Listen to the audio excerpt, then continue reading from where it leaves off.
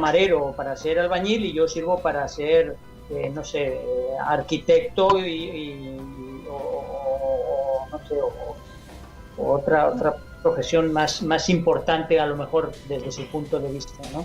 Pero fíjate, Santi, mira, el mayor número de, por ejemplo, ingenieros que han salido de España, ingenieros de informática, de computación o ingenieros civiles, principalmente van a Alemania. Muchos de ellos no pueden ir a Alemania por el tema del idioma, porque no hablan alemán. Entonces eso es si hablan inglés, pues bueno, muchas empresas los contratan, pero finalmente les ponen maestros o les ponen profesores para que aprendan el idioma. Tú imagínate que eso lo que hace es que la libertad dentro de la Unión Europea laboralmente se complica mucho, porque estoy totalmente de acuerdo, Elena, que debes saber hablar al menos de tu idioma materno, hablar otro, y si hablas dos más pues sería la bomba. Pero fíjate que finalmente, pues tú que estás en Europa dices, bueno, ya sé hablar español, venga, voy a hablar italiano y inglés, pero ya Alemania lo tienes que descartar, a Suecia la tienes que descartar. Yo tengo unos amigos que han estado viviendo aquí, desde el cual a Verónica les mando un saludo, son doctores, especialistas en medicina nuclear, vinieron aquí, él es mexicano, estuvieron viviendo aquí un tiempo, finalmente ella por el tema de la convalidación de los títulos no pudo, se han ido a Suecia, están viviendo en un pueblecito de Suecia, fantásticamente bien, pero claro, el hándicap de ellos ha sido el idioma, les han puesto unos profesores, la preguntaba el otro día cómo lo lleva y bueno, pues ahí va con el sueco puesto en el zapato, ¿no? Como decían los andaluces, dice, el sueco lo llevo puesto en el zapato, ¿no? Pues van poco a poco, ¿no? Pero sí es verdad que se dificulta mucho. Por ejemplo, la movilidad que puedes tener, yo sé que no es comparativo, pero si dijéramos dentro de América Latina, un mexicano puede ir a Perú, un peruano puede venir a Colombia, un colombiano puede ir a Argentina, porque finalmente es la misma lengua, también de sus estudios, su preparación o su profesionalidad. Eso yo creo que haría mucho bien a la Unión Europea para su crecimiento, ¿no? Porque es ese intercambio de totalmente libertad de mercancías, de paso, pero también laboralmente. Eso, y por supuesto también estoy de acuerdo que enriquece el tema cultural de Europa, de tener tanta lengua, pues obviamente además lenguas que tienen mucho tiempo con nosotros, enriquece muchísimo. Pero sí es cierto que ahora sabéis que Inglaterra, Reino Unido está ahí con el tema de si se sale, no se sale, se queda, no se queda, sube, baja. Me imagino que se quedará, ¿no? Porque no creo que le interese salirse, pero fíjate que ellos nunca adoptaron la moneda, ¿no? O sea, si admiten el euro, tú vas a Inglaterra y sacas un euro y te lo quitan de las manos, pero sigue siendo su libra la moneda oficial, ¿no? Sí. Hay conducción al contrario, todo en otros pesos, medidas y claro, todo. Pero yo sí creo que el idioma también, no solamente que te aprendas un idioma, porque eso es como muy académico, ¿no? Pero si hablas y aprendes de verdad, yo que sé, en Suiza hablan 3 idiomas, los habla todo el mundo desde los 3 años, ¿no? Uh-huh. Piensas en otra lengua. Y pensar en otra lengua implica también que, no sé, por ejemplo, los chistes, ¿no? Yo lo veo aquí en los grupos. Sí.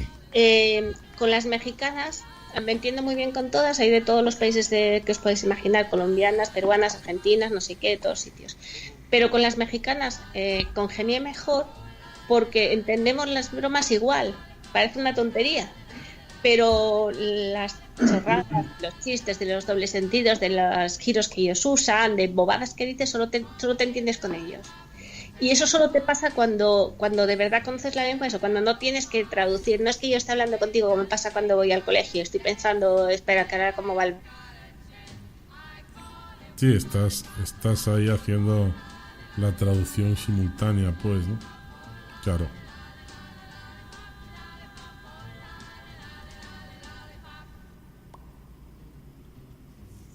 Entonces, lo importante de conocer lenguas ya no es simplemente hablar, sino ver que hay otras formas de pensar, ¿no? Entonces, a mí me gusta mucho esa parte de la lingüística, de cómo se asocia con la forma de actuar de las personas.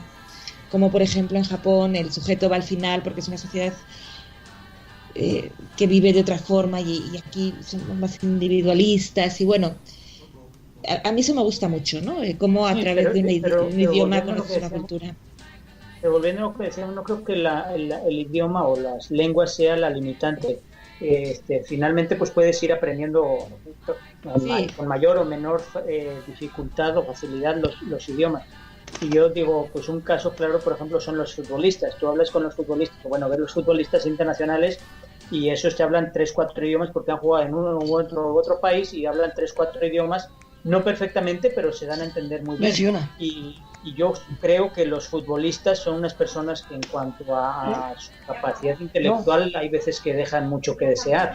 Ellos se dedican bien a dar patadas, pero lo suyo fuerte no es pensar, dentro de lo que cabe. No es la dialéctica, ¿no? Exactamente, y sin embargo dominan varios idiomas. Entonces, pues viéndolo desde ese punto de vista, insisto, yo creo que el idioma sí puede ayudarte y tal, pero pues un idioma siempre lo puedes saltar. Digamos que es una barrera que se puede saltar. Exactamente, es una barrera, como dices, que sí se puede sortear de manera relativamente sencilla. A lo mejor para unos más sencillos que para otros, pero vuelvo a lo mismo. Si los futbolistas pueden aprender a hablar 3 o 4 idiomas, ¿cómo es que a una persona que ha tenido la capacidad para terminar una carrera universitaria y quemarse las pestañas durante muchos años, pues no pueda aprender un idioma? Oye, me estaba acordando de cómo se llamaba el entrenador que se fue a Alemania, que el del Barcelona. No me acuerdo. Guardiola. Se fue a Alemania a entrenar al Bayern de Múnich y él no sabía hablar alemán, entonces lo contrataron y en 6 meses, ya cuando hicieron la presentación ya oficial, resulta que empezó a hablar en alemán y había tardado 6 meses en aprender el idioma. Dicen que no lo hablaba perfectamente, pero lo hablaba. Pero es que Guardiola es listo, es de los pocos futbolistas listos. Pero tampoco te engañes, ¿eh? Yo he ido ya a tantas reuniones del colegio que te puedo dar una charla sobre el TDAH en inglés, pero no me pidas que hable de según qué temas que no he tocado. Entonces igual a este hombre le pasaba lo mismo. Sí. A nivel usuario tengo las conversaciones perfectas y juego y se lo pasan bomba con los niños de 3 años que vienen a mi casa, los vecinos, y les hago marionetas en inglés porque aquí no entienden ni papa de español. Pero ya te digo, es en ese ámbito reducido y limitado, y aparte lo hago porque me obligan. O sea, reconozco, yo toda la vida estudié francés, un error que le vamos a hacer, me tocó. Pero y conste que a mí la vida social me encanta y en general las mujeres necesitamos la tribu, famosa tribu, y por eso nos hemos juntado nosotras, está claro, y la vida te cambia cuando tienes amigos. Yo no soy capaz de vivir sola y entonces tenía claro que iba a aprender inglés, porque es que si no hablo yo me muero, si no sociabilizo, pero como me lo han puesto tan fácil ya no lo necesito, ¿no? Que esa es otra cosa también, la actitud. Mucha gente de la que he emigrado, yo eso no lo entendí. Yo siempre, mi madre me decía, ¿no? Cuando estuvieron en Alemania, pues imagínate, a Alemania, ni patata me hablaba mi madre. Yo era la traductora de ella, imagina. Y siempre me decía que nunca entendió la gente que estaba allí, que eran españoles, que pasaban el día entero llorando por España, echando de menos España y diciendo que aquí era una mierda, que qué mal y que qué ganas de volver a España, y no aprovechaban nada de lo bueno que tenía el país, que todo tiene algo bueno, ¿no? Entonces tienes que ir con una buena actitud. Y en México yo también conozco gente que lleva 2-3 años encerrada en casa sufriendo horrorosamente y todos los días quieren un bocadillo de jamón. Yo te digo de verdad, yo creo que no he comido embutido más que una vez. Porque, oye, ya me lo comeré cuando vaya a España y voy a aprovechar a comer el mole que no lo tengo, ¿no?